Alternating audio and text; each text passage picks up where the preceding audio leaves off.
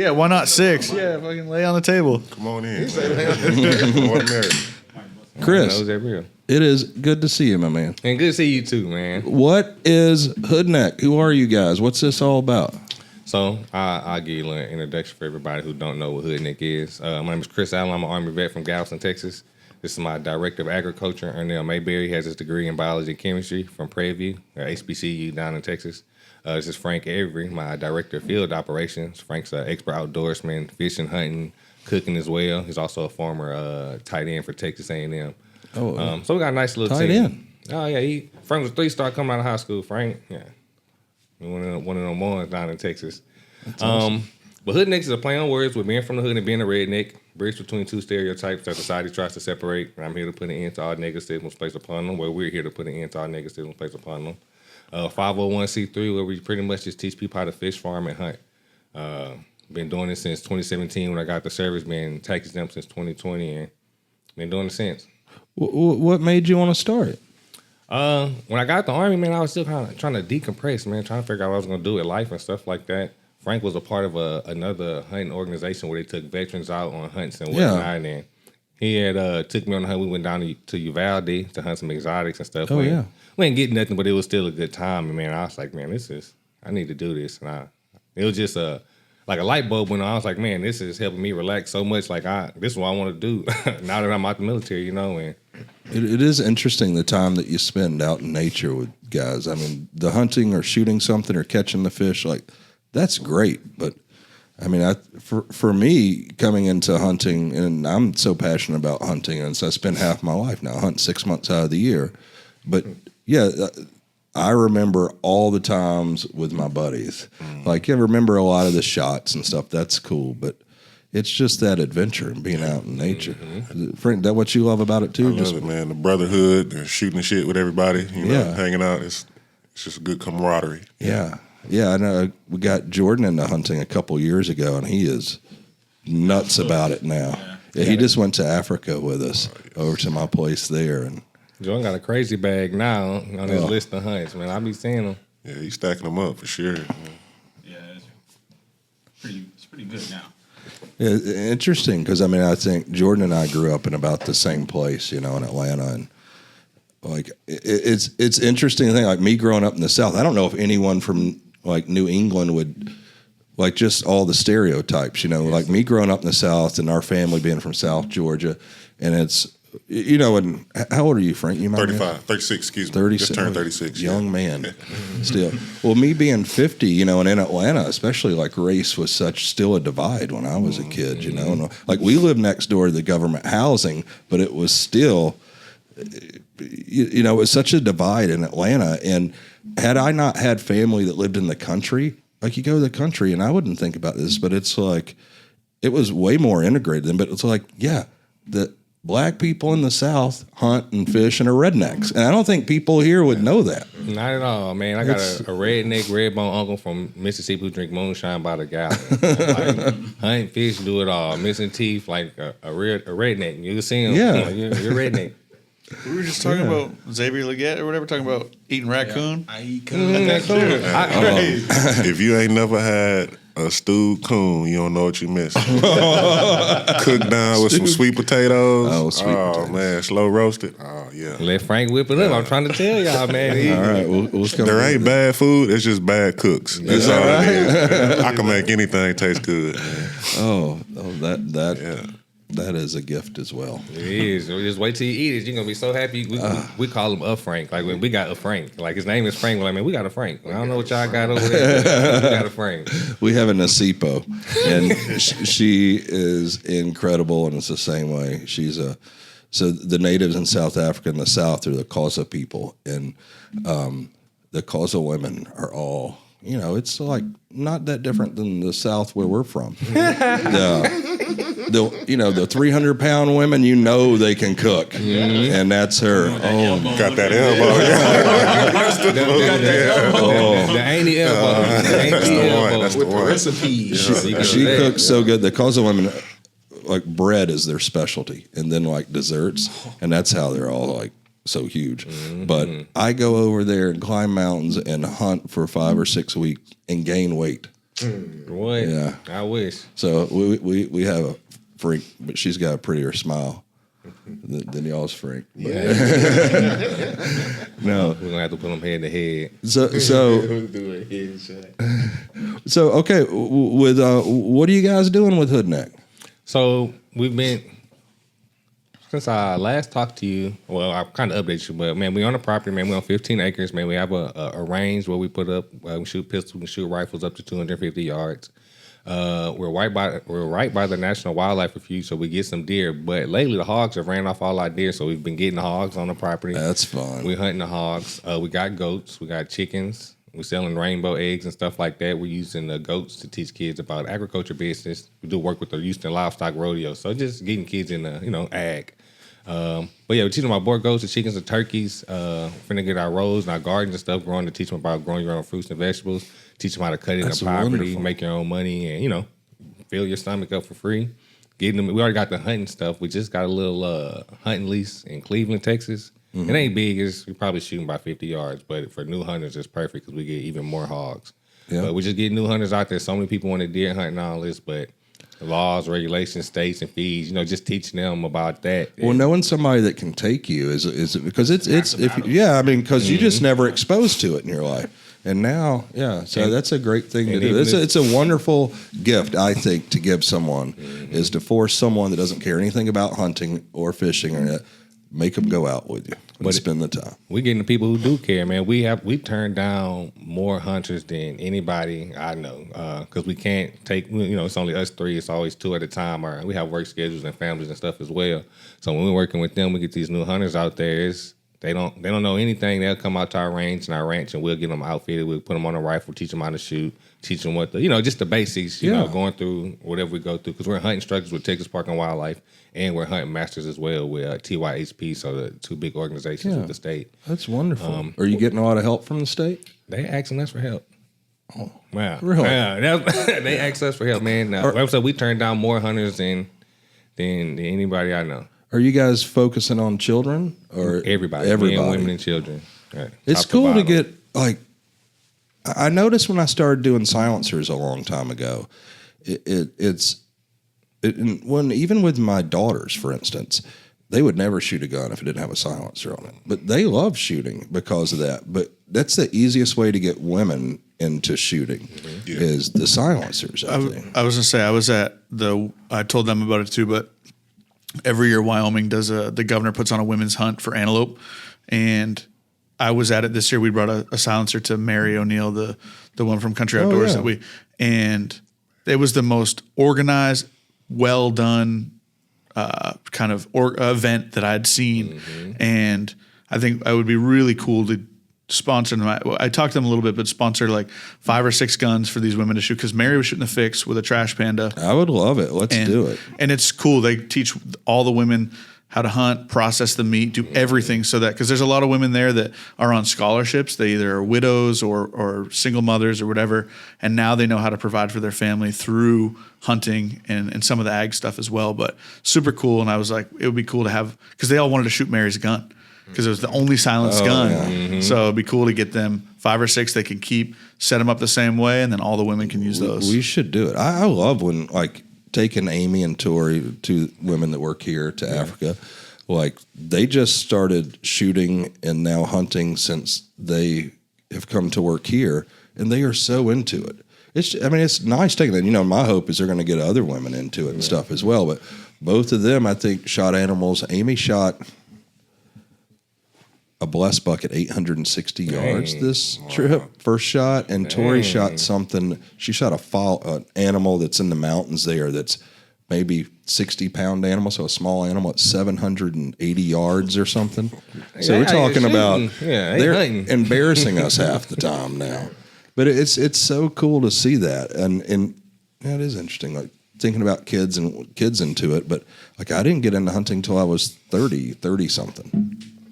It's such a blessing. Well, You think go about outside. how much you love it now. If you knew about it when you were 15 or 12, I know it's a shame. Yeah, that's the future too as well, man. This is going to be at the next gun owners and purchasers. That's going to be your future. People taking care of your business, you know. And if they're not getting into it, then, you know, we don't have much to look forward to after us. And I was fortunate, you know, myself growing up in outdoors. I come from my mom has 11 brothers and sisters. They all hunted. We all hunted, processed our own meat. So and it's just how we grew up. So, yeah, real deal country family, it's so man. good to think about how shitty we're learning now, how shitty our food is. And I think a lot of people that come over there that are either just over there hunting or they go with me, I try to take people on hunts every year.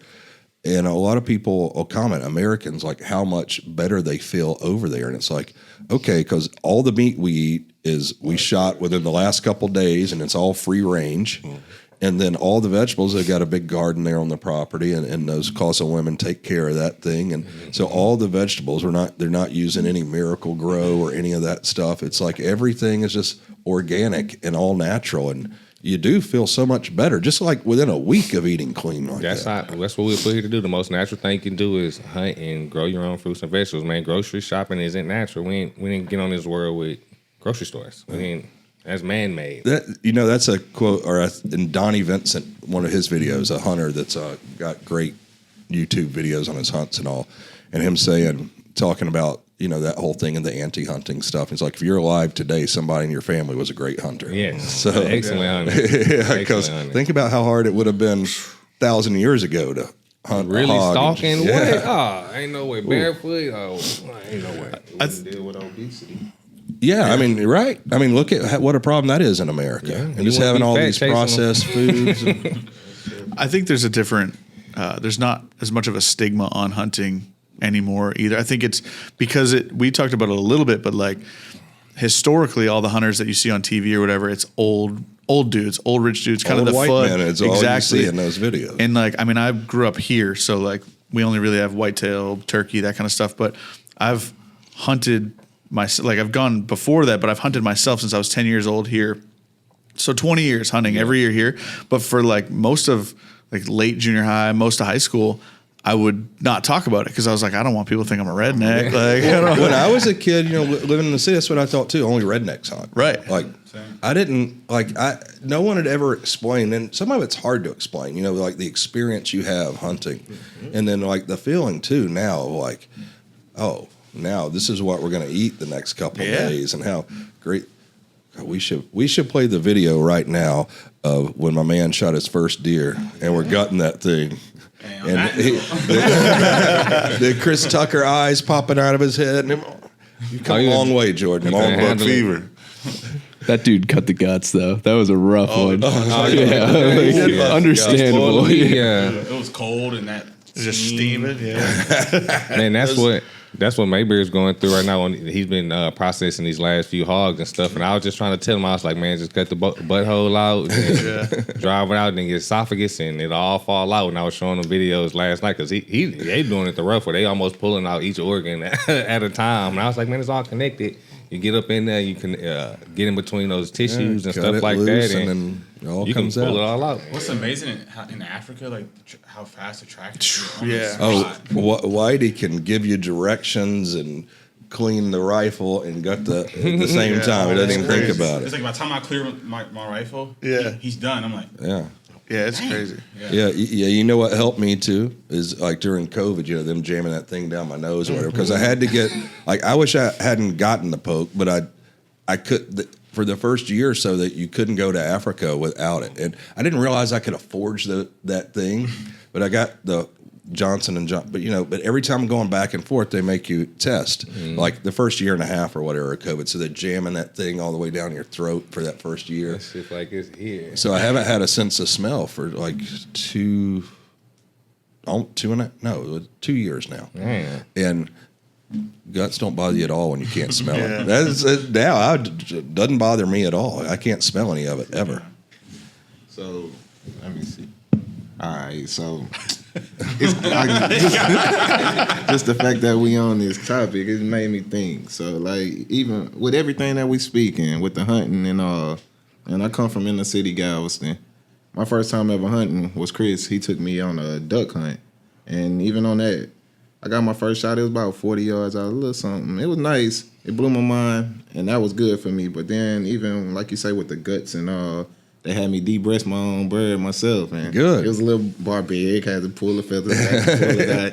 But again, that experience, like Frank was saying, with the fellowship and all, from that day I was hooked. And that's what got me. That's awesome. And like from there, it's just, man, I'm a man of experience. So everything that y'all speaking as far as the lack of knowledge and the understanding and just the whole game of everything, that's what made me intrigued with it. And that's what gave me my position with Hoodneck. Like, that's while I was going to school, I was working on a farm in Prairie View. And going back to like what you were saying about the hunting side of it, I would think only rednecks hunt. As far as me working on the farm, I worked for specialty crops. So we were growing strawberries, eggplants, okra, like 4 different varieties of each one of these things too. So it's rows on rows. If anybody know anything about gardening, all gardening is, or growing anything, it's really just taking care of it. You're going to do a lot of weeding, a lot of watering, and a lot of harvesting. That's just the game right there. Yeah. And in that, I got the experience, and like I say, it felt like, damn, this damn not some slave work. But as life went on, and the more I spent my time out there, just like with hunting, being out there, I started seeing how serene it was. And not only was it good, Give for you a my new mental, perspective. Yes, sir. It helped me with my mental, but also it made me just sit back and think, going back to how y'all say with the grocery store and things like that being unnatural. It's like, fuck, we're really out here bullshitting. You can take this seed and get an abundance of this. Like, we had so much stuff because we had to harvest every 2 days because every day everything was growing. Yeah. And now you just got an abundance. And at the time, like, the university's still going through a problem. It's still going through a hardship. That's why I say with everything we talking, like even with you asking where we at with Hoodneck and what's our plan, it was like, it was so much waste going on. And I couldn't understand it because, again, Prairie View is made for agriculture and mechanics. So it's like, why is this not being treated and taught to the community, for one, at the high extent? Because, again, even with Prairie View, as the little town it is, most of the politics and the way it gets swayed is by the students because the university is the biggest in that whole little community. Yeah.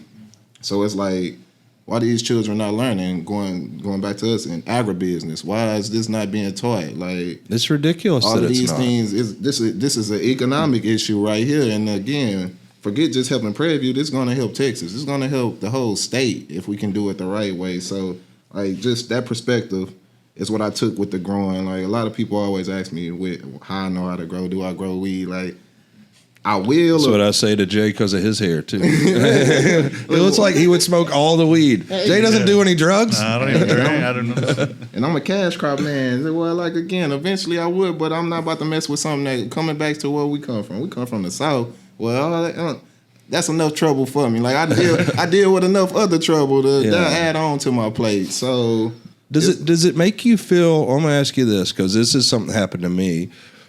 Like when I learned to do these things, we talk about like debreasting the birds or gutting an animal or cutting it up and putting it in cooler, doing whatever, or learning to. Like, I felt like more of a man. I was like, when I realized, I was like, I wasn't a man before. Like, if something happened, I couldn't feed my family. Right. Like, I wouldn't know how to do that. I wouldn't, like, I could shoot an animal. What do I do with it then? Or before I learned to grow crops and all as well. And thinking about it, like, afterwards, like, oh, I was still a boy. I wasn't a man before I learned to do this. It's like, and two, going to the grocery store, like, I do that too. It's fine, like, whatever. But I would much prefer to always do what you're talking. Like, I like my life in Africa better because of these things, and also like the hunting part of it too. It's like everybody, you're either eating meat or you're enjoying leather shoes or whatever. Like, why would you ask another man to kill your food? Yes, like, what kind of bullshit is that? Like, kill it so I can take it to my wife. If you buy it at the grocery store, there's a man or woman somewhere that slaughtered that animal and processed it for you. Yes, sir. Yeah.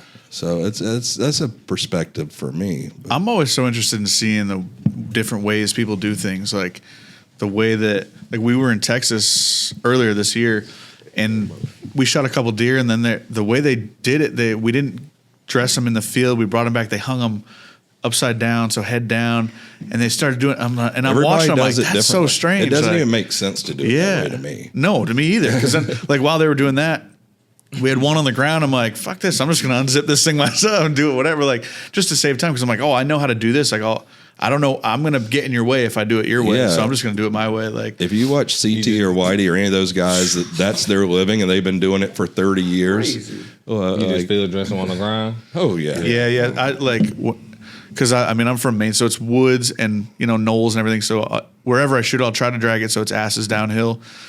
Finger in the ass, cut around the ass, and drag it, push it. That way, at least everything sits a little lower if it's facing downhill. And then, unzip it, cut the esophagus, and pull everything I don't out. know about the finger in the ass. Pretty much that same Well, that's just for me. That That's just for me. Should have that in there. Get that knife. Poke at it. That's not a New England or white person No, that's thing. just for me. a Jay Yeah. thing. That's right. Thumb, bro. Thumb, bro. Thumb in or out. It's just so I can get it out and get around it. Well, and some little extra, but. But so it makes sense when you start explaining, okay, where you guys are from, and that's just a big farming area, and yeah, of course you grew up with that. But it is interesting, like your experience being different, like not growing up hunting and fishing, like yeah. And it's also like you say, it's with the empowering factor, like.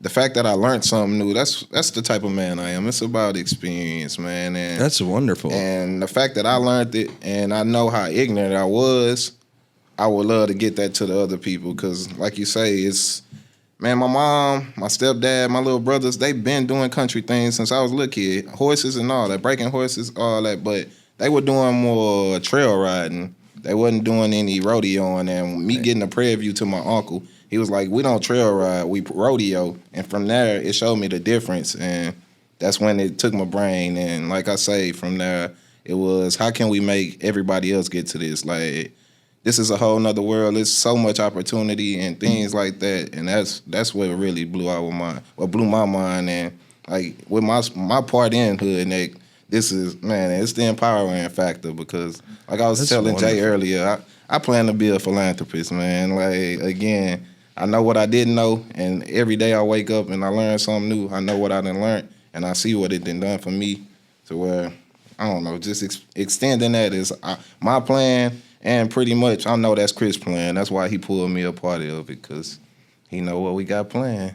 It's wonderful. I just think about how ignorant I was when I was young, and just nobody, like your dad and brothers or whatever take you hunting when you're young. Like, I didn't have anyone like that. And now, like, anybody that knows me now, like, I feel like the luckiest guy in the world. Like, my job, like, owning this company and getting to design guns and accessories and getting to market and then getting to be with all my buddies, luckiest guy in the world. But I would be so lost now without hunting. And anybody that knows me, the passion I have for it now, and the fact, just the money that I spend to take people hunting every year.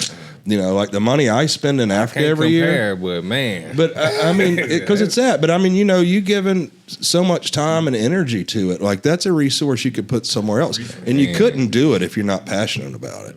But I think I'm still wake up. I've been doing this job for 32 years, and I wake up every morning, and I can't wait for work. Yeah. And so the only thing I like more right now is going to Africa and hunting. I love whitetail hunting, but when I was in Georgia, and I still owned it till about 5 years ago, I had a big farm and planting and feeding the deer. Genetics were shit there in the mountains, and so I spent tons of time and money planting to grow bigger deer. And, just whitetail hunting is still one of my favorite things on the planet. And I've hunted all over the world now and a lot of animals, and whitetail are smart as hell. It is one of the toughest hunts. If you want to shoot a big whitetail, it doesn't matter if he lives right over there, like finding him. Like, I still love whitetail hunting, but the downside of it to me is I was looking at all the time and money I spent on this farm in Georgia, and it was a wonderful experience for me and my family. But I'm doing all this, and I can only hunt like 2.5 months out of the year. Yeah, and then the government tells me how many deer I can shoot. And I'm a biologist. I hired a biologist that would work with me every year, my own expense, to do a survey of the population of the herds on the property, and then telling me how many we need to take every year. And then I got the state. That's a part, like the freedom part, that like bugs me. Like you brought up the slavery thing a minute ago. I tell you what, my tracker in Africa is more free than any of us. Like, we are so ignorant being Americans about like what the reality is. Like, you think about this. I'm a rich white man in America that has this land. It was just raw land. I've invested all this into it. And I got the government telling me how many deer I can shoot. Like, I'm the one trying to grow the population and take care of them. Paying a biologist to tell me. And then I got like, okay, you own 15 acres. I own 800. And we can shoot the same number of deer a year. Like, what the fuck is going on? But just, I think the short time. So I love whitetail hunting, but if you want to be a great whitetail hunter, I mean, go on and like I would mostly cull for meat and stuff. But if you want a trophy, which I love trophy hunting too, you got to dedicate to whitetail hunting. And then you only get to do it a small part. Like, I go to Africa, I can hunt, there's 25 on the property where my house is. There's 25 species of animals, game animals to hunt, that free range. Like, Africa is just an oasis of so many things. But even within Africa, South Africa is incredible. And even within South Africa, where my house is in the Eastern Cape, is where the most free range animals are and the most diversity. So, like some animal, like, you get to hunt whitetail in the rut, and that's so exciting. Like when you hear that deer just walk on the leaves, oh, that's fun. But when there's a lot of animal, like here, there's not a lot of hunting in New Hampshire. Like, it's harsh here in the winter. But in Africa, the kudu rut is in April, May. The fallow rut is in March. So it's like different times of year. So whenever I go, there's always, it's a prime time to hunt something. So that's exciting. I mean, you see, I get so excited about it now. I lose my shit. I'm trying to get to Africa, man. That's really why I wanted to come here, man. Like I was telling them, man, I'm trying to get some leadership skills to brush off on me, man. I like how you run Q, and I was telling Jay, I was like, just him being on camera playing like he's you, saying I'm the new CEO of Q and stuff like that. Like, just playing just that type of freedom and stuff, man. I want to be able to create that atmosphere in the business sense, you're only as strong as your team. I'm saying, these my right and my left hand right here, so they help me with everything. Well, I think with the passion that you have, you're going to continue to attract good people. Like, I don't know shit about business, honestly. I don't know about most things. Like, what I did know is I didn't want to work in a factory like my parents. Like, I knew that looked like hell. Looking at what they did to raise us, and I'm like, man, I don't want that shit. That seems terrible. And I found a passion, which was cool when I was young. A lot of people don't find it when they're young, or maybe never at all. So I was very fortunate. But I knew I wanted to do things that I wasn't going to be able to do by myself. So, I think where I'm the best at is attracting people and good people and convincing them of where we're going and getting them to work hard at it. And you can't fake it. Like, you can't fake passion. You're not going to outsmart all your employees or all your friends or your kids. Like, that's just not a thing. Like, it's got to be real. And I think that's where what I'm good at. Like, this business outgrew me years ago, and we have like a real CO that runs the business. Like, I still own it. He reports to me. But, you got to get good people and empower them and let them, excel at what they do. Like Jordan is in sales, but like, I don't believe that for Jordan, like where I hate salespeople. I just do by nature. I don't like them. I'd never see Jordan as a sales guy, but he'll probably always outsell everyone. And for me with him, he's a young guy, he's smart. And it's like, you can do bigger things. Like, you thinking about sales, or one day, like his dream is to own the gun store. Mm-hmm. Like, that's fucking great. But like, we can do more than that, Jordan. Like, we can start a gun store now, and you can be in charge of it. Yeah. And we will learn from that process. Or it's like we started Top Shelf Dealer program, and it's like Jordan's in charge of that. Okay, I'm not going to tell you everything to do. Like, I don't fucking know. But, I'm going to support you in doing it. And now you can have 25 gun stores. Like, why are you thinking one? And you don't need to be sales. Like, with his mind and his passion for guns and now hunting, it's like you're going to have a bigger role. Like, you're thinking too small. Yeah. And I think, and you can't fake it with your people. When you see like my engineers here, like they're the best in our industry, and and I don't even know that we have the smartest necessarily, but they will outwork everyone else. And they do it because I share, with them. Like, it's not my company, it's our company. Until you start like sucking at something, like we can't have average. But given those guys, like, I want to be the most innovative and the best gun company in the world, and I'm dedicated to it. And I sacrifice personally. I still have a great life, right? But it's like you can't bullshit those guys. So you got to make everybody a part of it. And if I say these things, but then over at the factory, I'm telling them, oh, well, this part doesn't quite meet spec, but just nobody will know or care, cut corners. Like, your people won't believe in you. Yeah. So you got to be transparent, But the leadership thing, I don't know. I think you got a lot of it already. Man, I practice it, man. I try to be as transparent with them on everything. And Frank works and stuff like that outside, but he's still full time with the Hoodneck. I don't tell people he's part time. So maybe it's full time, but full time for us is still part time for somebody else. That's why I say I allow them to do. Not even allow them; they have the freedom to do so much. Man, his end goal for his life, he told me he wants to be a osteo. Yeah, I'm gonna get my doctors in osteopath. So he want to be an osteopath. What the heck is that? That's a natural doctor. So a doctor is able to heal you from a natural way. And I'm telling them, I'm like, man, we a nonprofit, man. Come learn and do all this stuff. Whatever I could get you in the door to help you get to that pipeline to get there, and that's what we're gonna do. And like, I know that's not his end. Just like how you were saying, like, you're thinking too small, man. I want you to use Hoodneck as a tool, because we meet a lot of people in the ag industry to get you to where you got to be to go get your doctor stuff and come back and help me while you still doing your own thing. It's wonderful. Yeah, I don't know. Even with all you guys all know, it's like you can make all the plans you want in the world, but don't go.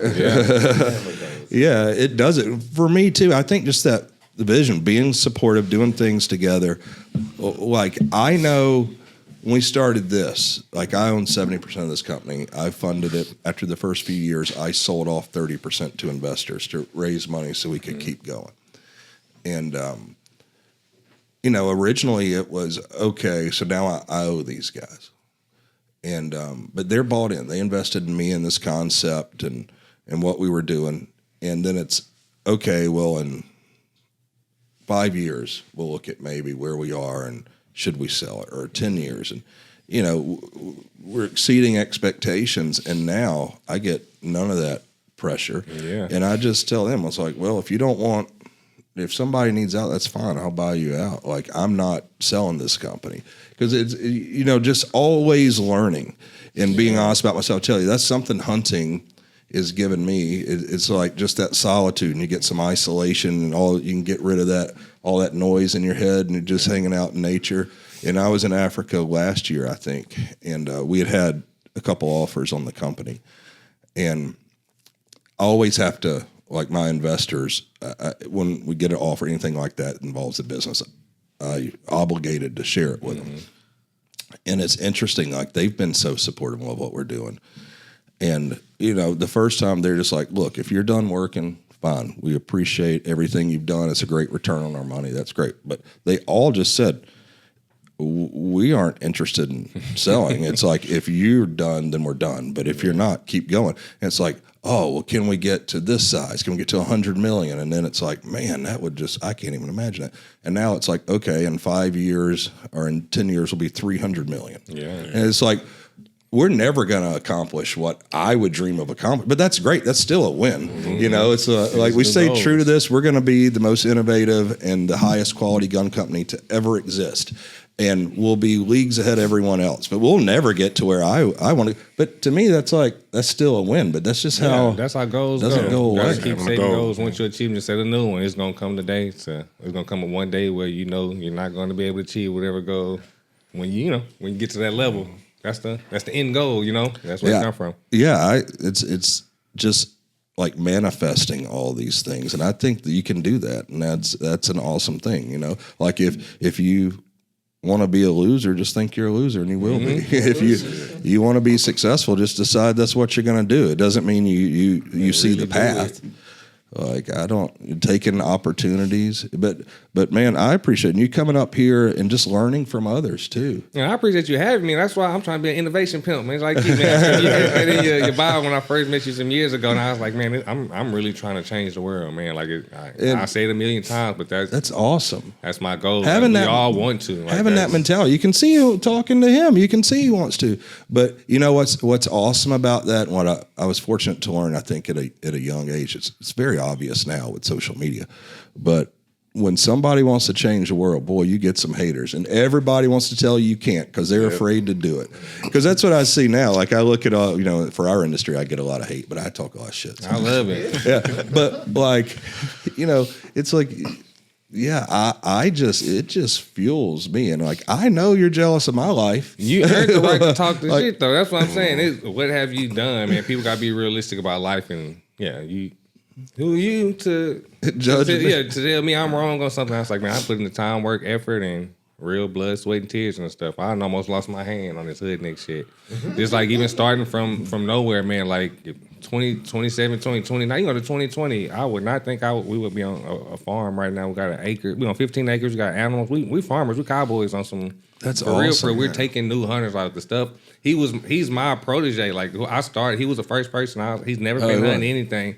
I was like, if you hold the camera from me, I'm gonna take you hunting. You won't have to pay for nothing. I'm gonna outfit you top to bottom. And he been there since. And he's just growing. He got a nice little list on duck and hog right now. Everything he got in the bag, but he's slowly growing and out here cleaning and doing. He's so hunting by awesome. himself now. Like man, this is. And it does, man, it's a game What's that? changer. So he's self-sufficient now, man. We hunt masters with. I mean, look at what you did for somebody. You guys doing that for him. We hunting struggles with the state. The state come to him and now asking for help. How can we get new hunters out? Just a few years ago, he was a new hunter, So and it doesn't matter how small it is. Like I remember when I started, and we big dogs. We small, but we just big dogs. I tell people all the time. I started in 300 square feet advanced armament when I was 19, and I sold it when I was 35 for $22 million. I started it with. Yeah, you got some time. Yeah. I started it with $20,000, and so it doesn't. Hey, baby shark's still a shark. That shit's man. so fucking motivating. I tell people, a fish knows a shark when they see one. Yeah, that's right.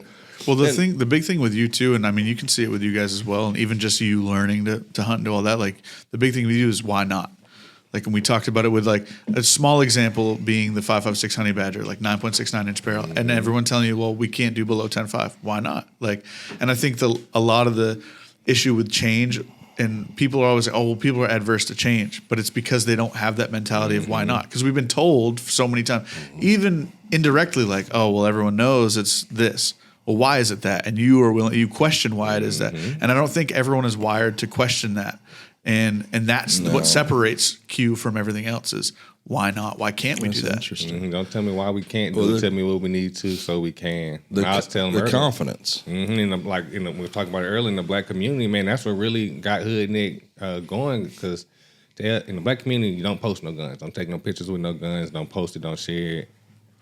Do not do it. And I used to go to the Army. I was in the Army and I was with my white brothers, and we used to go to their house and play with guns. And I was like, I don't feel bad. I'm not doing nothing wrong. Why do I feel like this when I came home? So it was that light bulb went off, and I was like, man, I'm not doing nothing wrong in either one of these places. I should be able to do them both. And is it interesting how you felt guilty? I remember when I bought one of the first guns that I bought once I became really interested in guns was HK SP89, which is the MP5K thing. And my dad lost his shit. He's like, those guns are made to kill people. That's terrible. You get rid of that fucking gun. It's like one of these talks. And I was like, but we didn't grow up with guns and stuff, so it's just the way that it was. But I was like, so that's not like what I see in this. Is like I'm fascinated by this thing. I'm not gonna give up. But also like, like we grew up. It was Carver Circle. It was government housing, and it was 95% black when I was a kid, and the fence separated us. And of course, so it's like all my friends from school, and like back then, especially in South Georgia, there was segregation, and so everyone is racist. But there were so few dads that lived in there. It was all, and back then, like single black women with a couple of kids, you do not fuck around with them, man.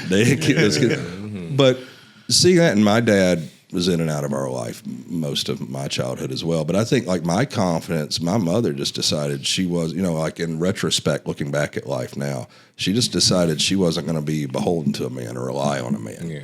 Yeah.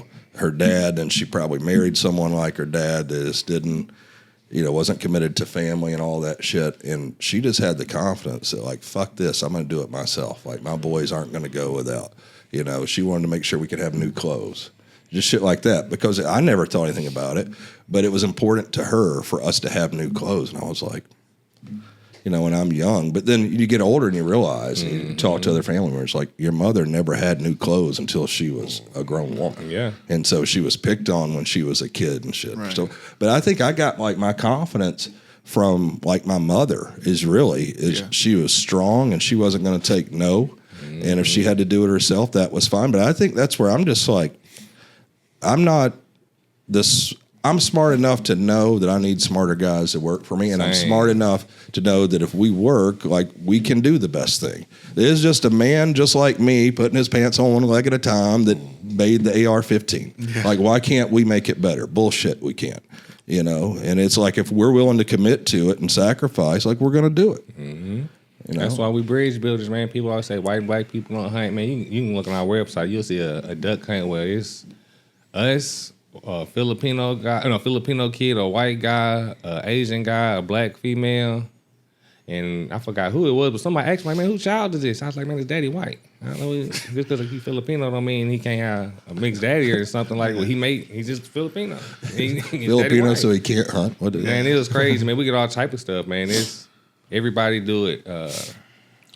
Everybody hunts. We see it from an inside perspective when the world come out. Like, man, we don't know. We didn't know black people hunting, did all this, and like you always hear the old white guy. We see those white guys too. We hunt with them too.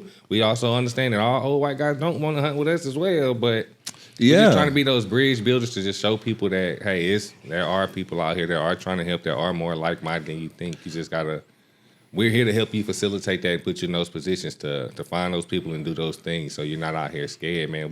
It's awesome that you're not. Because, I mean, I know, like, in my lifetime, seeing the older people in my family being racist and then the way I was raised. And it's, like, interesting, like, I tell this to, like, my dad, when he come back to live with us, he's like, you don't need to have those black kids over here. And it's like, why did you move us to a black neighborhood? That's all it is. Like, explain this to me. That's all it is. But then seeing like my kids, so then it's like I'm in the middle of that, and I see my kids, and I think like the racism, that stuff. You see examples like whatever, like some stupid cop. There's always ignorant fucks everywhere, right? But I think it's less like my kids. I don't think they see race at all. I think young kids don't. It's a lot less racism in the gun community and the hunt community. People got guns, that racism shit it dies out a lot. It is. That's right. When everybody got the great equalizer. Yeah. Well, I was gonna ask, do you guys catch flack from the black community? Because like I think about like Ray Barbie, like. Even Terry Kennedy, like all the skaters, like black skaters, guys that started skating were catching heat from all their friends. Like you don't. Yeah, that's true. I didn't think about that. That's how. So I don't know about y'all, but that's kind of how I got started. Man, for a long time, I was getting a lot of coon shit, like coon jokes online and shit like that, and Uncle Tom shit, because I was coming out the army and shooting all these guns and shit. But then it was.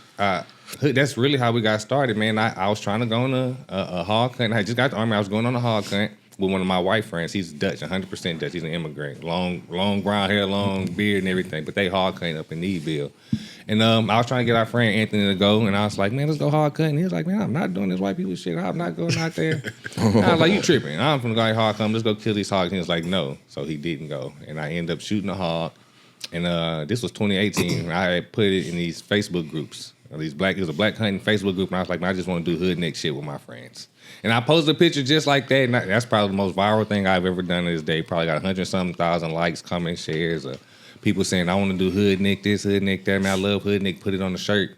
And I put it on the shirt, but it wasn't this logo. It was a different shirt, and nobody fucking bought that motherfucker. Not one person. And I was like, oh, well, you know, I wasn't trying to be famous. It was just like, I went viral for the first time. I'm like, oh, cool, that's cool. But you didn't give up. No, man. So we have our friend plays professional football, man. Shout out Mike Evans, man. We grew up with Mike Evans from the Buccaneers, and he was doing a celebrity basketball game at Texas A&M, and I was just doing camera work just because I used to do photography just as like a little side hustle. Yeah. And he was like, man, come up here and take some pictures and stuff, and I was doing that. And some guy, he like 6'10", he come up to me, and I had my old Hoodneck shirt on. He was like, what does that mean? So I explained it to him. And he was like, man, I love that, man. He was like, my whole family, country, man, I know exactly what you mean. He's like, you need a logo. He's like, you need to make your logo, and it'll be a lot better. So it set on my mind all day because I was like, man, who's this stranger, man? He looked like he on my professional team, like on his executive team. So I was like, man, let me listen to him. Say, take what he's telling me. So I'm driving back from College Station. I'm thinking, I was like, man, I need to get a logo. I need a logo. What kind of logo would fit for Hoodneck and stuff like that? And I went and started trying to get all these different quotes and stuff, and they're trying to charge me $800, and I did not have nothing near $800 in my pocket, so especially for a logo. My son was just born. I was 100% broke. But one thing I did do is I took Photoshop my freshman year in high school, my sophomore year, and my senior year in high school as webmaster, and they taught us how to make websites and stuff like that, and use Photoshop. So Photoshop is the exact same from 2005 as it is today. So I downloaded a bootleg Photoshop. I forgot how I downloaded it, but it ended up working. And I got on there and I made this logo and I put it on the shirt on some drop ship, like a spread shirt website. And I went to sleep and I woke up and somebody bought it. That's a good feeling, isn't it? I didn't know the person. I had never seen them. I don't know where they was from to this day. I was like, somebody just bought this fucking shirt. I don't know who did they put their credit card information on my website and bought that shirt. I ain't gonna steal it, but I'm like, man, they don't know me. I thought about it though. I'm like, man, I could be doing something wrong. You know, like I can't believe this shit. And that's when the light bulb went off, and I was like, man, I know I'm not the only person out here that say Hoodneck, because I've always said Hoodneck my whole life. Because my dad, I never heard of it until you. My dad's side's from Louisiana, Mississippi. My mom's side's from Texas. So my dad's side we grew up fishing, shooting coons, squirrels, and stuff like that with my grandpa.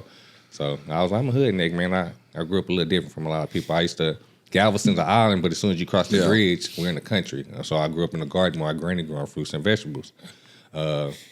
But yeah, man, I was just trying to, that's a quick little rundown, but I was just trying to get him to go hunting, and he wouldn't. Just those negative stereotypes of people wanting to, and you don't think, and it's interesting. It's like you can take this from this culture, but you can't take that. Mm-hmm. It's like, weird. I don't. Well, even it's like crazy. Rap. It's like some people like refuse to like rap because it started in the black community. Right. It's like, what the, like, isn't good music? It's like women, right? A good-looking woman is a good-looking woman. That's right. Good music is good music, unless it's jazz. Jazz sucks. Jazz is shit. Jazz is not. Agree. Jazz is not good. But only like white rednecks hunt. It's weird. That's kind of what I thought too. It's like you were talking about the black hunting groups too. Like Jordan just showed me a thing yesterday. He's in one too or something. He posted like a thing from it was his kudu. He shot his kudu at 600 or whatever. And it's like, you would think, okay, we made this group for all of us like-minded people. Mm-hmm. And people are like, with that platform, I don't think so. I was a Marine, and like, they're trying to. He was like, "You're mad about this? Wait till I show you what I shot at 1280." Like, but it's just like, and we're not immune to it either. Like, it's all exactly, we're not immune to it either. Like even in our like space, like it's probably worse in like in cornbread white boy space too. But like, that's right. If any older black man watching this that are hunters, please stop doing that, because it's the older gentlemen. Right. They think they've been hunting for 20, 30 years, think they know everything. Innovation is not their friend to them. They're not evolving with the times, man. They gotta stop that shit. They get online and, man, fuck this bullshit ass whitetail you kill. This is a Texas whitetail. Man, they killing it. We got small whitetails, and they do that their whole life and think they're pros, professionals, and bro was talking about like shot anything. Yeah, why not encourage? Like man, that's fucking cool. Like I'm not into like high fence hunting and things like that really, but I love that it all exists because I want people to go and do it. Whatever gets you into getting outdoors, because conservation. like me trying to explain conservation in Africa and the culture and like what Americans think. So like forget race now because it's like you're American, I'm American. Well, Casey is he's an American, a Filipino kid that shoots, and it's like Americans are so fucking arrogant. We think we know everything about Africa, and you go, it's like if it weren't for hunting, there would be no animals. Exactly, and then. I get that it's hard for people to understand that because it's like it sounds backwards. You got to kill to help, but and so they're like, whoa, that's the only sense, thing that gives value to them in Africa. That's why I always tell that story about like if you had a lion, a 500-pound cat living in your yard, and you had kids, like what are you going to do? You're going to kill that. There's no value to that cat. It steals your cattle, steals your goats. And I mean, even like your garden, like all the maize, all the corn. Like a herd of elephants will eat, a community, a village's corn in one night. Right. So, So it's like without hunting for the native populations, which is most of Africa, there is no value to the animals. Like they would rather have cattle and goats. It's easier for them, it's easier for them in every regard. And you don't have to go hunt it and stuff like that. It's food, it provides for them. And so, every cow you have, that's like one kudu you can't have, or vice versa. If you got a kudu or there's buffalo, well, that's cattle you can't have. And so like we had to have value to it so it'd still be around. Those people that bitch are the same people that have a mouse stuck to a sticky trap in their kitchen and shit. It's like and leave it there. Right, And it's like, call somebody else to come get it. This elephant you don't know anything about, or this giraffe or whatever, you got a lot to say about that, but that's okay. Like, what's the difference? A lot of people too don't know. We get that same little slack about stuff here, but they don't know that the national parks in America is all paid for my tax dollars from the 2A community. That's why we do a lot of R3 work. The R3 organizations are just trying to get hunters from the 2A community to hunting and hunting, vice versa. I talk to people on both sides, and it's just trying to make that connect. But even with hunting, y'all love these national parks and all this, man. Somebody has to hunt. We have to spend money to get for all these tax dollars to go to upkeep these national parks, so where these refuges, so where these animals can go, thrive, and repopulate, and do what they want to do. But gotta pick up a gun to do it. And it sounds so crazy, but I get it. But it is what it is. There's the argument. I mean, even about like zoos or some degree national parks, and like how zoos are bad or SeaWorld. And I get it for the animal. They raise billions of dollars. Well, that's the thing. The zoo, and how many kids go to zoo when they're a kid and they fall in love with whatever animal. Like it does suck for that one animal to me. Like, but okay, and then it ends up being in conservation, and it's what ensures that. It's like taking someone hunting. You take someone to the zoo. Well, I'd much rather take them to Africa and let them see everything. But just that it inspires people to maybe, so I don't even want zoos to be shut down because otherwise, like no kid is ever going to see these animals. You need that barrier for it to grow. Like, man, I can't touch it, but what can I do so I could touch it one day? I don't want it to be here. I would like to see this animal in real life. How can I get to that point? And that's how it started. Like I'm actually building. So I have a house in Africa where I live, and I'm building a giant building behind it. It's 40-something hundred square feet, 20-foot ceilings, and it's going to be like a conference room. And there's a couple of apartments for when people come to stay. But it's a museum, is what I'm wanting to build. So it's to inspire people to. So I go all over Africa, and some of the hunts, there's some of the animals are only in certain areas, and it's like dangerous places to go too. Sometimes like Cameroon or the Congo and these places that aren't particularly safe. But it's the only place these animals are, and the only thing that's going to keep those animals alive is because so many animals will be extinct in Africa, but it's hunting. So basically, when someone goes to Africa to hunt, they usually go to South Africa first, and they usually go to northern South Africa, and it's a lot of high fence stuff. But, if somebody falls in love with it like I have, then you go back and you'll go to other places, and where I am is mostly free-range stuff and all. But, that's most people. They won't go there. They won't even go to other Southern African or West African countries to hunt. But, did you know, like I just did this hunt, well, in the forest, so the jungle in Cameroon on the Congo border, and it's where the pygmies are. Okay. The pygmies. So a grown ass man is this itty tall. bitty. But there's pygmy hippos that are half the size. The pygmy elephant. So in June I go on an elephant. So it's half the size of a regular elephant. But like so many, there's 3-inch long squirrels. These little pygmy squirrels. But for whatever like just going and seeing the world, it's everything there is half size. It's like what the hell happened here? But those little dudes, I tell you what, they carry. I tell it in talking about my bongo hunt, and then I did a forest buffalo there. And the buffalo at Cape Buffalo, I'm super into hunting those. They're half the size there, but twice as mean. That's and crazy. then you shoot everything at like that. 5 yards because the jungle is so thick. Yeah. Those little pygmies, like I was telling, they can grab onto the railing on the truck, pick themselves up with one arm. And they'll carry 200 pounds on their back, and they weigh 85 pounds. Yeah. And it's like unbelievable stuff. You just think about all the crazy things you've seen hunting. But I want people to go and explore Africa because all these countries, there's so much unrest in Africa in general. And now they're dealing with freaking ISIS and shit, like a lot of terrorists. They've been in Africa. China's fucking up Africa, which pisses me off. Yeah. And, China, they make these deals. It's so interesting, just the culture in Africa. And it's funny because in South Africa, there's 2 main tribes. There's the Zulu in the north, and that's like Shaka Zulu was this like badass who took over. Yeah, not the nicest dude in the world. And then, so the Zulu by nature are kind of just like tougher, more aggressive. And the cause of people in the South, they're just kind of like chill, laid back. And so the cultures, they don't particularly like one another. But it's interesting, like going there and like growing up thinking, what integration means. And I think like we have the definition wrong. It's like thinking everybody needs to be alike. Well, that sucks. Like different cultures are awesome. You don't need to discriminate in the ways of, the shit that we had here has been in other places. But like Whitey, my tracker, is one of my best friends in the world. He's a Xhosa guy. And we have the greatest time together. I love hunting with him. But there's parts, like from American perspective, what I would have thought is like Americans need to stop trying to save Africa. Like Whitey does not want to eat lunch with me.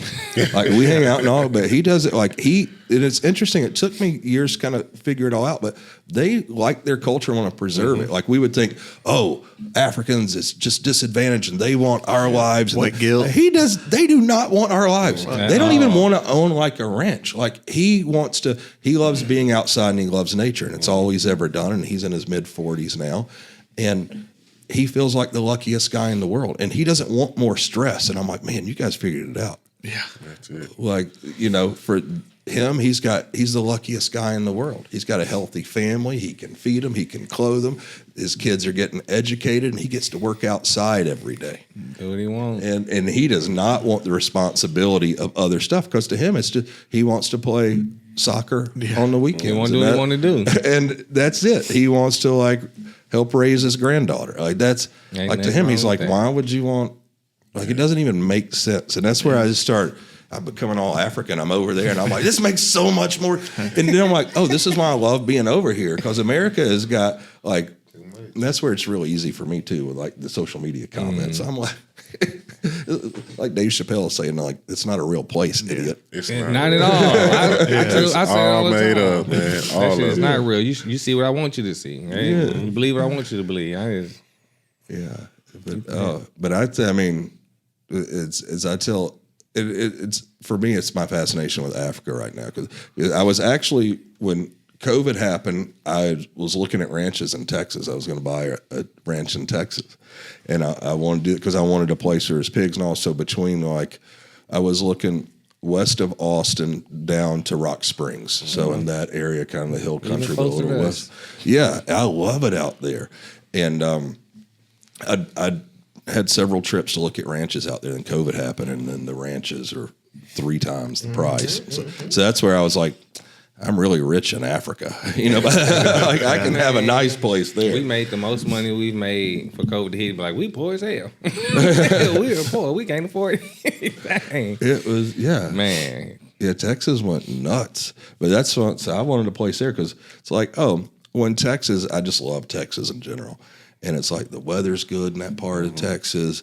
And then it's like there's a lot of pigs, so I can hunt year round because it was like I'm talking about you can only whitetail hunt certain times. So I want pigs to hunt. Then you got all the African exotics down there too in South Texas, so you can have that, Neil guy, all added type to of your stuff. Yeah. I love Neil Guy.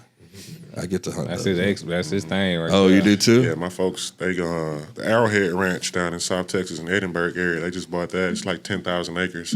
Yeah. There, and so they're about to stock a bunch of animals in there and stuff. There's a bunch. So Jordan and I were talking about. Is that like, close to the King Ranch? It's not far from the King Yeah, Ranch. Sorry, Jay, what were you saying? Oh, I was just saying, Jordan and I were talking. We were in Vegas. Like, man, we gotta shoot a Neil Guy. Yeah. Neil Guy is so good. I get to go cull some every other year, probably down there on a real wealthy. He's at least part of the King Ranch. Yeah. And so Ram, I got on my phone to look up some pictures for you, like Neil Guy. He so Ram's he's a Mexican kid born in Texas he's the 5th generation born on the King Ranch. Yeah. So the horses, so they do the cattle and everything, but he's been on every foot of that ranch. Yeah. He knows where everything lives. It's big. And It's like 5 different ranches. King Ranch is like They got 2 5 big different- parcels of them. They lease a lot of land. They own a lot. And it's bigger than Rhode Island. it's pretty much the whole I county can tell there. coming out here, man. That's within an hour, man. I'm still in Texas, man. An hour, I'm in 3 states up here. Yeah. He took this picture and sent it to me the other day. There you go, right Telling me to come down because it's in January. So the guy leases it. The biologist tells him how many Neil Guy they got to shoot every year. And so the guy who owns it, some years like he and his buddies get on their lot and they shoot them. But like there's been a couple years ago when I had a bunch processed and had them shipped back here. I got to shoot 22 in like 3 days. God damn. We hunted so hard. I was so excited. I was testing 8.6 too. Oh, Neil Guy. Oh, that's fun. fun. It's good. That is I just made tough a animal. ton of sausage from Neil Guy. I had finishing out my freezer. You did? To make room for this year.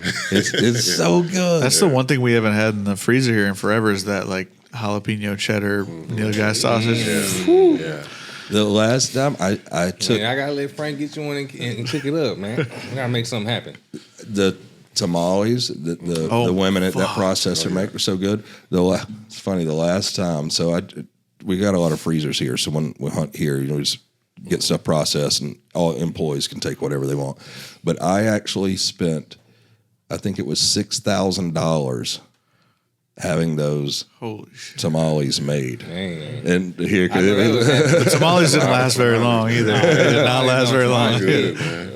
It's Texas. If you see somebody in the parking lot of Walmart selling tamales, grab you some. They're going to be good. Yeah. Out of the Ziploc bag. Or if you're in a cooler, they're gonna have a little cooler walking around with it. Or if you're in a barbershop, Oh, yeah. that's his daughter, Little baby there, yeah.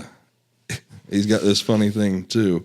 He's into photography and stuff, but he rides around. So he's trying to get 12 different species of animals having sex. So and he's on like 8 right now. we got some goats for him. You got some goats. They do it every day. He got rattlesnakes. That's crazy. Damn. Yeah. I go to be on the trail camera getting it in. They get in right by it all day, every day. That's all they do. We get them. We get a lot of trail camera pictures in Africa of baboons. I want Lots to get a of baboon, videos, man. yeah. I heard about baboon. They shoot them. Amy, the one she shot in, she shot one at 800 yards in Africa this last trip, and headshot this dude when he was laying pipe. Sweet. I was like, that is cold. That is cold blooded. That's cold. If you're going to go, that's the way you want to go, You never saw it coming. He was probably, in his mind, he probably Get my last one off. It was a hell of a one. A hell of a neck. That was cold. This is what it's like. Yeah. Never came that hard. Woke up in heaven. She went around like that. Yeah, that's funny. I don't know. It's probably what'll happen to me and you, Jay. Hopefully. I don't want to go to baboon heaven. That's what I meant. You're gonna end up baboon heaven. That's right. Those little fuckers. Watch out for his thumb, man. Well, with you guys being the nonprofit, how do regular people help support? Like we were talking about, like we do a lot with SOCAF. How do people help support you guys? Regular people can help support by just buying merch and donating stuff like that. And I'm say a lot of the communities we work to don't have too much. A lot of communities we tend to don't have too much money to be donating to nonprofits and stuff like that. Well, is it hoodneck.com? Is that Hoodneck.org? .org. Hoodneck.org. We're doing a raffle. We're raffling off a stag and a staccato right now. Just trying to clear out. That's awesome. Really trying to clean out the safe. We got a lot of stuff and trying to make some money and fundraise and stuff like that. So the raffles work for us. And what's the best way that we can help you guys? I don't know. Donate your guns. That write would you be a a check. big help. All of the above would be a big help. But man, we really you talking about Texas and stuff like that. Man, we're trying to get into more corporate leases and stuff like that down in Texas because we got a little small hog lease. But we want to get into more guiding to make our own money. We're trying to be self-sustainable so we don't have to fundraise all day, every day, year round. Yeah. Access. Trying to get into a little hog lease somewhere and find a nice property. Like, man, y'all go all over the country hunting. So, man, we're hoping to find people who are willing to donate, help us get at least be our title sponsor. That way you can come year round and come hunt whatever you want to hunt. And do you got your eyes on a spot? We're always we're in season right now. So as soon as this season ends in February, stuff gonna start opening back up. But we've been looking at a couple places, me and Frank. What costs you for a lease? You think for a property y'all want? It depends on what you want to hunt. Exotics are going for 75 and up, but if you hog, deer, and duck and stuff like that, between 50, 75. But if you're just trying to, people do backyard leases, but we're trying to get away from the backyard leasing and stuff like that. There's a lot of options, but that's probably the biggest issue that we have is access, because it's just so much private land in Texas. Yeah, it is. There's a lot of Texas, 98% private. Yeah, it's 98% private, and so there's quite a bit of public land, but access, especially doing what we're doing, trying to introduce, new hunters into the sport. It's hard to do that in public land because that's a whole other task in itself, trekking and traveling, getting around through that brush. So it's a lot easier when you have a controlled area when you can introduce people, and shooting suppressors and stuff like that, especially for the women and children, is a big help. So that access and then the rifles with the suppressors and all that is a big start and an easier introduction into getting people in the outdoors, especially women and children. Yeah. So we've given you guys some rifles, haven't we? So the Sugar Weasels, I got a Sugar Weasel, got SBR, the one with the free tax stamp with when the government was doing it. But we're shooting thermals. I just got a can for one of them, but we got enough thermals. We haven't gotten you silencers? We're outfitting them. That's what I'm saying. We're a team. I'll never take a new group hunting by myself, and we don't want to be passing around rifles and stuff like that. That's why I was like, man, let's figure out today what guns and silencers we should get you guys if it's useful, and then and we'll get you some money today too. I from appreciate that. the company, and I'll give you guys some personally too. I appreciate that. I love hearing what you guys are doing. We do so much groundwork, man. We got a Christmas. We're going to do our 4th annual Christmas toy drive this year. We do our back to school drive. Next year be our 5th. Like when we do a lot of community stuff, we do a lot more giving. We give out. People be like, man, I want to come hunt. Like I'm out here giving them toys in the backpack. Can we come hunt? We weren't planning on hunting. We weren't doing no hunting work today, but you can most definitely come. You want to come shoot guns? For sure. That's why I say, hey, I got the Fortnite guns. I saw them on your page and stuff.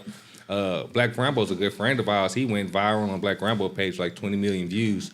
Kids come up to him like, hey, you famous. I'm not famous, man, and stuff like that. But we just grabbing their attention and converting them over. Like all the gun owners to hunters to introduce them to more guns. Because so many hunters are on the old boat action bullshit, and it's time to evolve, man. It's time to evolve. One thing before you got here, I talked to Bryce about it. It's during the DSC weekend, but a few of us are still here. We're not going to DSC, so we got invited down to Sandy Creek Outfitters, which they're hooked up with, nice. And we know Angel as well. But in that same time, it's not far from them. So we talked about maybe we could all get a group of us, go down, bring the platforms, get you guys spun up on all the kind of like when the sales team does when they go to a dealer, they do a training day just so you guys know here's how all the guns work, any support, if anything ever, if you got to, help this kid do whatever, mount the scope or change barrels, just so you guys are all spun up on build a field and field a plate. So we'll teach you how to build it was basic ARs at first, but we'll just teach you how to build a rifle. Then we'll teach you how to operate it and function it. And then you go to the field and use it, and you learn how to harvest the animal. And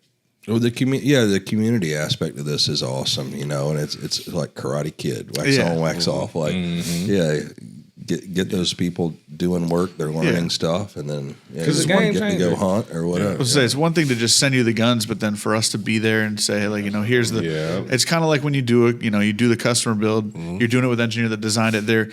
You're learning how to put the gun together, but you're learning why it goes together this way or why these parts. So for us to be able to tell you that, and then you be able to pass that on, why, yeah. I think it would be cool. Get a few heads down there and do that. Yeah, that'd be great. Man, Angel, the guy in Sandy Creek, he kills some stuff. He likes Q too. He's posting about Q all the time. I do. I comment on and I tell him, I say, man, you got to get a Q cam, man. You gotta get your Q cam on that fix. Let's hook him up. Yeah, we got invited down there January 11th, which is I think DSC is going on at the same time, but there's a few people still at the shop that aren't going. Let's go down there and do some stuff with them. It can combine on some marketing efforts for it too. Right, and especially these guys are right by there too. So, It's generally not hard to get people to want to go to Texas. Right. That's what we tell everybody. It's like, man, we got so much, man. Come on down. Texas is such a cool state.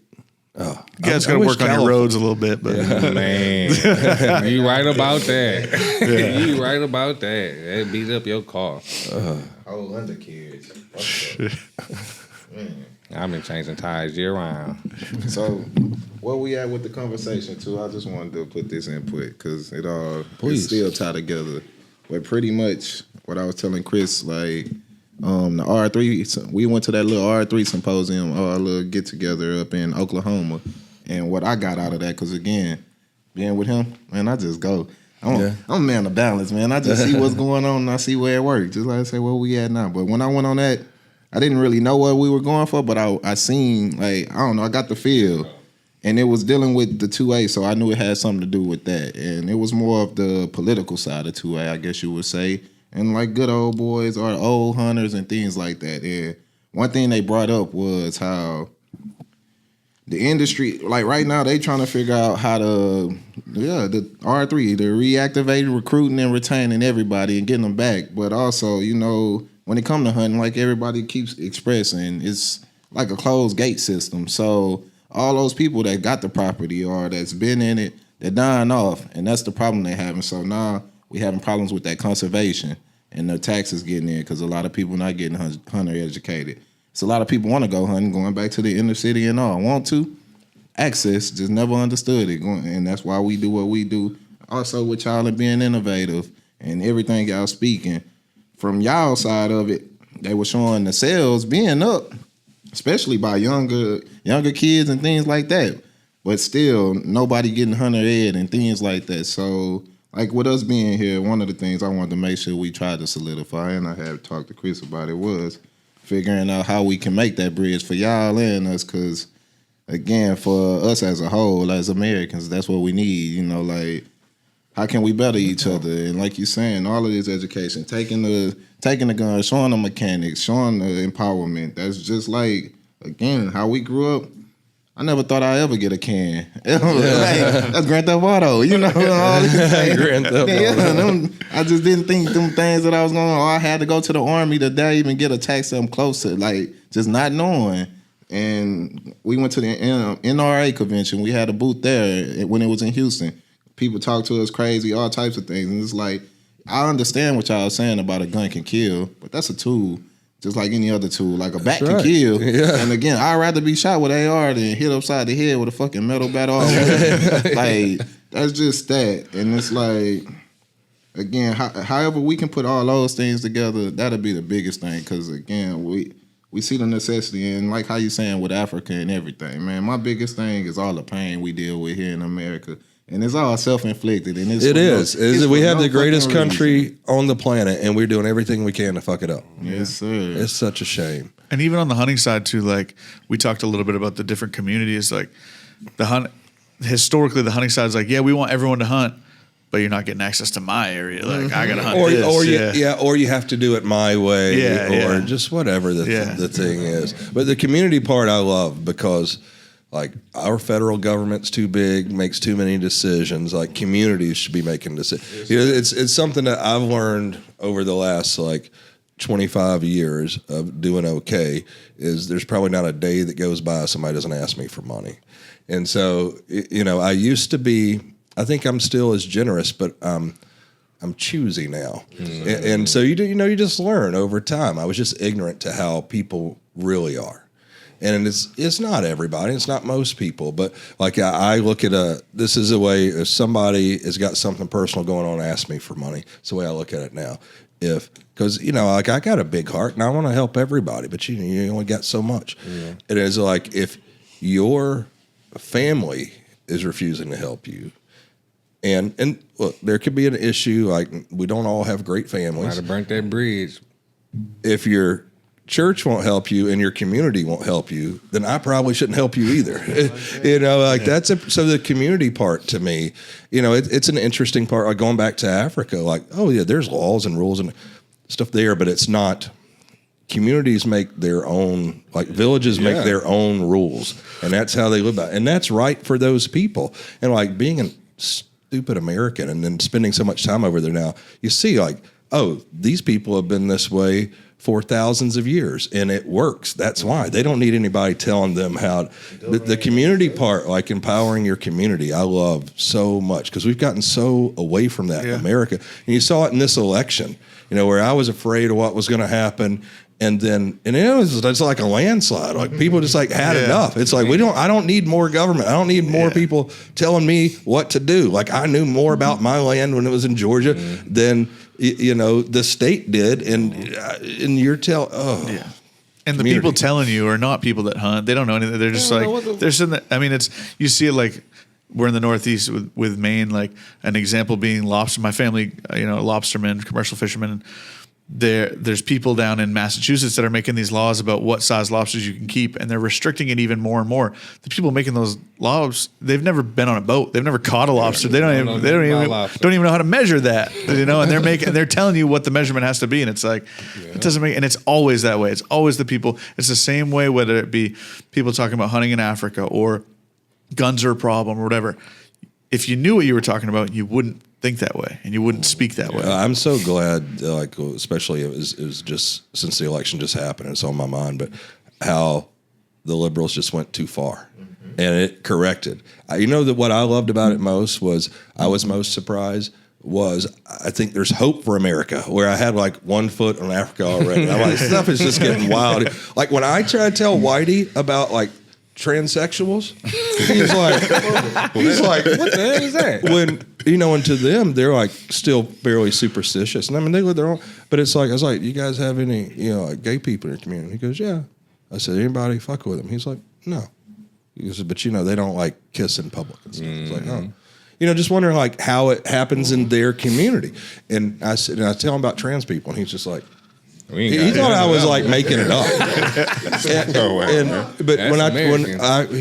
Anyway, well, let's get to building some guns, man. It's so good to have you guys. Man, I appreciate having this. I sure appreciate you, man. This is a game changer for me, man. Like I say, for you, man, you get to take them to Africa and stuff like that, man. I get to bring them to places like this and shot shows, so it's like milestones, man. You're right. You're right. It is, man. So I'm you're hitting those levels each time, though. Like whatever 2 years ago you couldn't do that, and now you can. So I then used to go to SHOT Show by myself. Right. I was able to take Kim, then I was able to bring Kim. Man, now we all going back again. So it's Shark was once a baby shark. Like, you don't start comparing yourself to others because there's always somebody with bigger dick. Somebody maybe not in this room. All right, thanks, guys. Man, appreciate y'all.